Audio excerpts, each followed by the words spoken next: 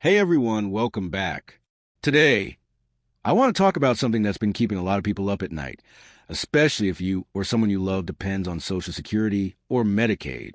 President Trump's big, beautiful bill is making waves in the Senate right now.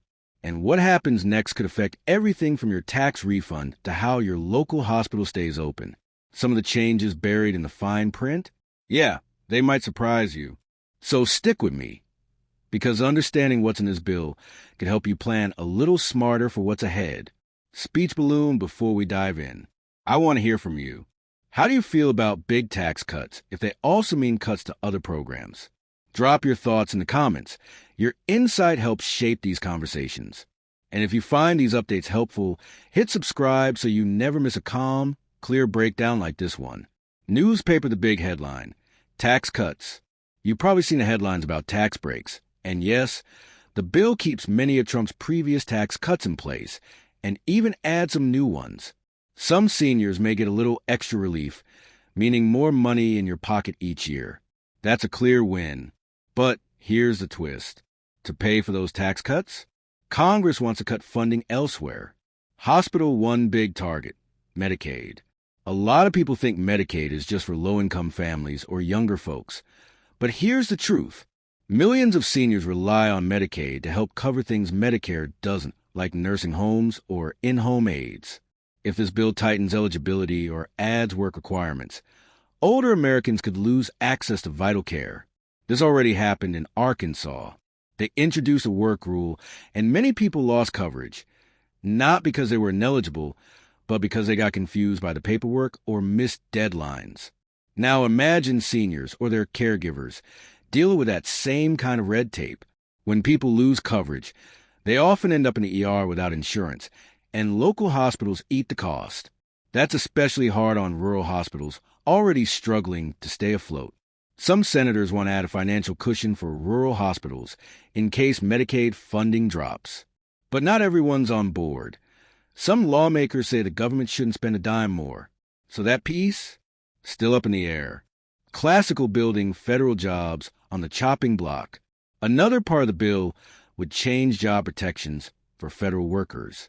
If it passes, new hires could be fired more easily unless they pay for a special job security plan.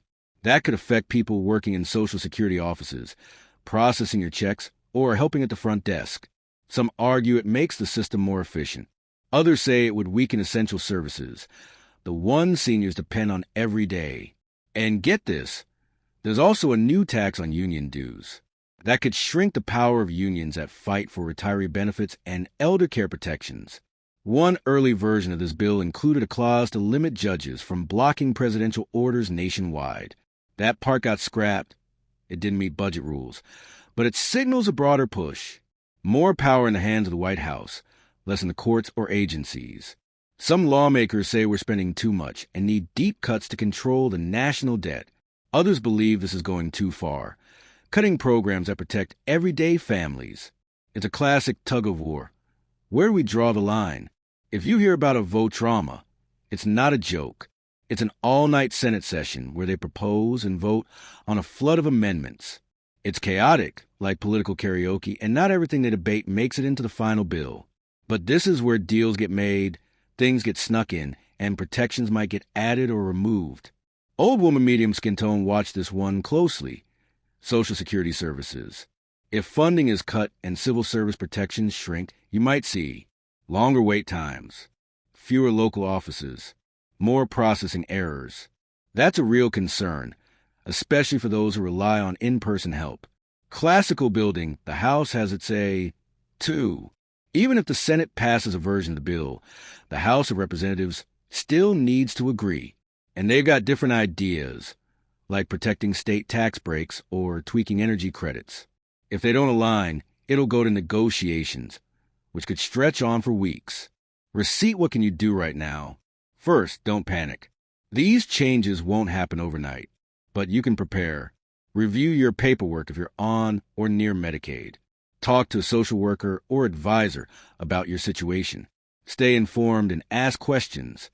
Sometimes one missing form can make all the difference if the rules tighten. House with garden, this hits close to home. This isn't just a Washington thing. If you live in a rural town, rely on a community hospital, or care for an aging loved one, these cuts could affect your daily life. Let me share a quick story. My uncle, he's 76, needed round-the-clock help after a bad fall. Medicare covered some of it, but Medicaid paid for the in-home aid that let him stay at home. If the rules had changed back then, he might have lost that help, and our family would have been in a tough spot. These things aren't just numbers. They're real people, real care, and real lives. We'll be watching for the Senate's final vote, then the House version, and finally the president's signature. Nothing is final until all of that happens. So now, I want to hear from you. What's the one thing that worries you most when you hear about bills like this? Drop a comment. Even a single word helps me know what matters to you. And if this video helped you feel a little clearer on what's going on, go ahead and hit subscribe. You're part of a thoughtful, informed community, and I'm really grateful to have you here. Until next time, stay safe, stay informed, and I'll be back soon with more updates on what it all means for you.